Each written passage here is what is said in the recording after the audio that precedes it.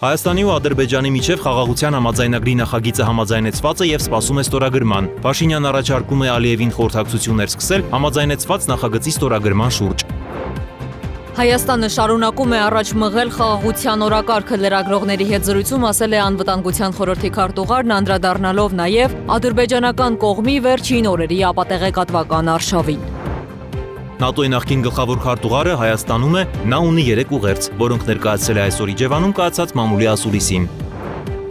Հայաստանը վարում է հավասարակշռված եւ ապագային միտված արտաքին քաղաքականություն, որի նպատակը կայունություն պահպանելն ու տնտեսական հնարավորություններն ընդլայնելն է։ Այս մասին ասել է արտգործնախարար Արարատ Միրզոյանը Բրազիլիայի գործընկերոջ հետ համատեղ ասուլիսին։ Հայաստանի ազգային ժողովի նախագահը աշխատանքային այցով Ստրասբուրգում է մասնակցելու Եվրախորհրդի խորհրդարանների նախագահների Եվրոպական համաժողովին։ Ալեն Սիմոնյանը հանդիպել է ֆրանսիացի գործընկերոջը։ Հայաստանը ՄԱԿ-ում պաշտպանության հարցերով կցորդ կունենա, իսկ հայ-թուրքական պետական սահմանի Մարգարա անցակետը մարտի 21-ից 31-ը կբացվի Հայաստանից Սիրիային մարդասիրական օգնություն ուղարկելու համար։ Գործադիրի նիստի մանրամասները։ Տրամփն ու Զելենսկին հեռախոսազրույց են ունեցել, որը հաջորդել է Տրամփ-Պուտին զրույցին։ Ինչ արդյունք կտան այս շփումները։